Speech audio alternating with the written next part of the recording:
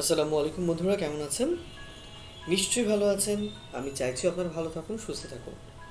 ফ্যান্টমিস চ্যানেলের পক্ষ থেকে শুভ আপনাদেরকে জানাচ্ছি অনেক ভালোবাসা এবং অনেক অনেক অনেক বেশি অভিনন্দন। আজকে আমি আপনাদেরকে মজার দুটো টেকনিক শেখাবো। একটা শেখাতে চেয়েছিলাম, বাট আমি চেষ্টা করছি দুটো আজকে আপনাদেরকে দেখাবো। যেই দুটো টেকনিক, একটা আপনার সবসময় লাগবে আর একটা মাঝে মাঝে লাগবে।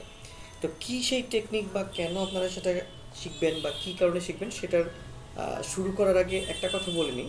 দেখুন, এক্সেলের কোনো ফর্মুলাই কিন্তু ওয়েস্টেজ নয়।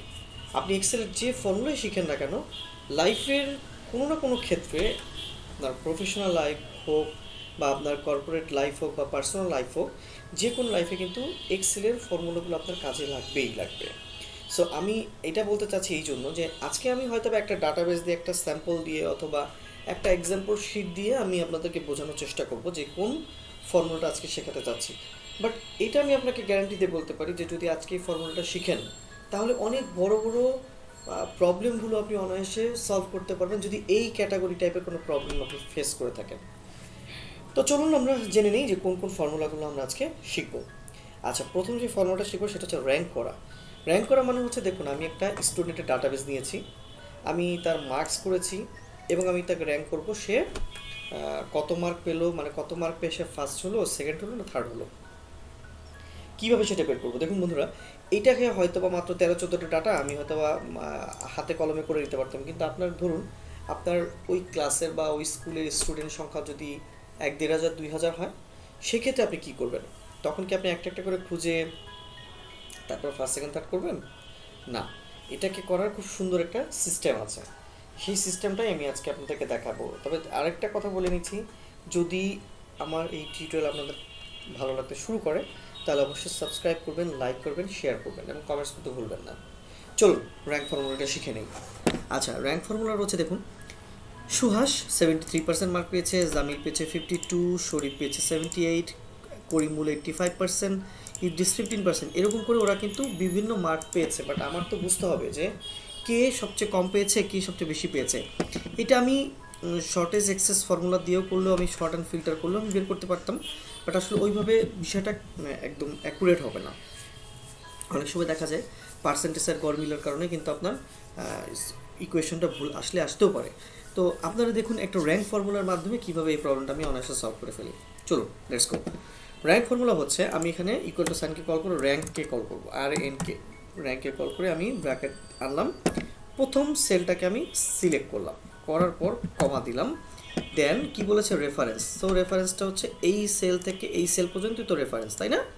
রেফারেন্স দিয়ে আমি ব্র্যাকেট ক্লোজ করে এন্টার প্রেস করে দিব। দেখুন, মেবি ওর র্যাঙ্ক 3, ও 3 নাম্বার র্যাঙ্কে আছে, কিন্তু এইটাকে যদি আমি পুরোটাকে আমি টেনে দিতে চাই, তাহলে কিন্তু ঠিকমতো আসতেও পারে, নাও আসতে পারে, আবার অনেক সময় দেখা যায় যে আপনার এটা ভুলও হতে পারে। বাট আমি যদি এটাকে ফিক্স করে দেই, তাহলে এই প্রবলেমগুলো থাকবে না। কীভাবে? দেখুন, 51% ওকেও দেখাচ্ছে 1, 49% ওকেও দেখাচ্ছে 1। আবার দেখুন, 18কে দেখাচ্ছে 3, 73কেও দেখাচ্ছে 3। সো র্যাঙ্কটা কি অ্যাকুরেট হলো? র্যাঙ্কটা অ্যাকুরেট হলো না। তাহলে আমরা কী করব? আমরা শুরুটা একটু কারিশমেটিক করব, মানে এটাকে আমরা ফিক্স করে দিব, এই সেলটাকে আমরা ফিক্স করে দিব ডলার সাইন দিয়ে। ফিক্স করতে হলে আমার প্রত্যেকটা ওয়ার্ডের আগে ডলার সাইনকে অ্যাড করতে হবে। যেহেতু আমি ওল্ড ভার্সন চালাচ্ছি, যার জন্য আমি ফিক্স ম্যানুয়ালি করে দিচ্ছি।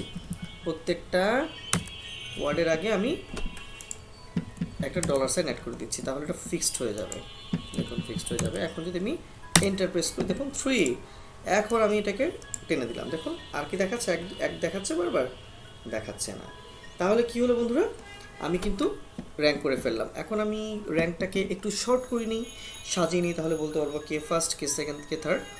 ক্লিয়ার করে স্মলেস্ট টু লার্জেস্ট করে দিব, এক্সপ্যান্ড করে দিব, ওকে করে দিব। দেখুন, তার মানে আমরা পেয়ে গেছি আমাদের first, second, third. Karimul 85% mark পেয়ে সে ফার্স্ট হয়েছে, শরীফ সেকেন্ড হয়েছে, সুহাস থার্ড হয়েছে। এভাবে করে ওরা 12 পর্যন্ত গিয়েছে 15% মার্ক পেয়ে।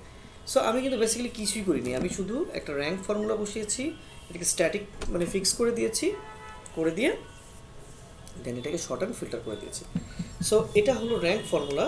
র্যাঙ্ক ফর্মুলার মাধ্যমে আপনি অনায়াসে কে টপে আছে, কে টপে নেই, বা কে কতটুকু র্যাঙ্ক করছে, সেটা আপনি কিন্তু অনায়াসে এই ফর্মুলা থেকে বের করে নিয়ে আসতে পারেন।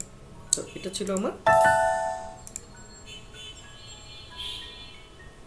ফার্স্ট ফর্মুলা, যেটাকে বলা হয় র্যাঙ্ক ফর্মুলা। এইবার চলে যাবো আমরা কনভার্ট টু 000। দেখুন আমরা এখানে রাউন্ডে নিয়ে আসবো, যেমন 8741। অনেক সময় আমরা ম্যানুয়ালি টাইপ করি না 9000 অথবা 5100 আছে, এটাকে 5500 করে দিব একটা রাউন্ড ফিগারে, ধরুন 5130 করে দিলাম, 5130।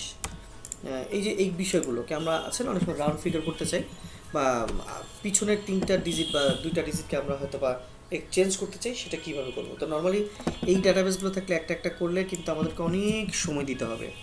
খুব সুন্দরভাবে কিন্তু আমরা আরেকভাবে করতে পারি রাউন্ড ফর্মুলার মাধ্যমে। দেখুন কীভাবে, আমরা যদি এখানে সমান সমান ক্লিক করে রাউন্ড লিখি, আর ইউএনটি রাউন্ড লিখলাম, দেন কিবোর্ড থেকে ট্যাপ প্রেস করলাম, করে আমরা এই ডিজিটটা চেঞ্জ করলাম। দেখুন রাউন্ড ফর্মুলাটা আপনার এই ডিজিটটা চেঞ্জ করলে হয়ে যাওয়ার কথা, কমা দিয়ে 0 দিলে হয়ে যাওয়ার কথা, বাট আমি চাচ্ছি কি যে একদম অ্যাকুরেট আসুক। সো এখানে একটা কমা দিলাম, দিয়ে -3, মানে আমরা তো 3টা 0কে রূপান্তর করতে যাচ্ছি, তাহলে 3। ওকে, দেখুন 9000, 3টা 0 কিন্তু চলে আসলো, একদম অ্যাকুরেট চলে আসলো। 8000, 5000, 8000, 9000, দেখুন 3টা 0 কিন্তু চলে আসলো। কী করেছি আমি? কিছুই করিনি, রাউন্ড লিখেছি, ফার্স্ট সেলটাকে আমি সিলেক্ট করেছি, কমা দিয়েছি, -3 দিয়েছি। -2 দিলে কী হতো? একটা করে কমতো। সো আসলে ওই দিকে আমরা না যাই, আমরা এটাই শিখি যে কীভাবে আমরা রাউন্ড ফিগারে নিয়ে আসতে পারি। শুধু রাউন্ড দিলেও হতো, বাট রাউন্ড দিয়ে সেই সেলটাকে চিনিয়ে দিয়ে কমা দিয়ে যদি আপনি -3, 4, 2 যাই কিছু আপনার ওই রেঞ্জের ডাটাবেস থাকুন না সেটা যদি দেন, তাহলে অনায়াসে কিন্তু আপনি 0তে কনভার্ট করে নিতে পারবেন। আপনার যে কোনো ডিজিটকে দেখুন, আপনি কিন্তু এই 3টা ডিজিটকে আপনি 0তে কনভার্ট করেছেন, আপনি 3টা ডিজিটকে কিন্তু 0তে কনভার্ট করে নিয়েছেন। সো বন্ধুরা, এটাই হচ্ছিল আজকে আমার দুটো টিউটোরিয়াল একসাথে আমি দেখানোর চেষ্টা করেছি যে আপনারা কীভাবে র্যাঙ্ক করবেন। র্যাঙ্ক করার জন্য আমি তো অলরেডি বলেওছি, র্যাঙ্ক করতে গেলে আপনাকে র্যাঙ্ক ফর্মুলাটা ইউজ করতে হবে এবং এগুলোকে স্ট্যাটিক করে নিতে হবে। আর অবশ্যই আপনাকে কনভার্ট করতে গেলে কনভার্টের সূত্রটা আপনাকে মেনটেন করে নিতে হবে। তো এটাই ছিল আজকে আমার ছোট্ট একটা টিপস অ্যান্ড ট্রিক্সের একটা টিউটোরিয়াল মাইক্রোসফট এক্সেলের। আশা করছি আপনাদের ভালো লাগলেও রাখতে পারে, আর যদি লাগে আমি আবারও বলছি, প্লিজ সাবস্ক্রাইব আমার চ্যানেল।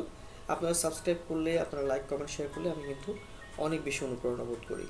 ভালো থাকবেন, সুস্থ থাকবেন, নিজের এবং ফ্যামিলির যত্ন নেবেন। আসসালামু আলাইকুম।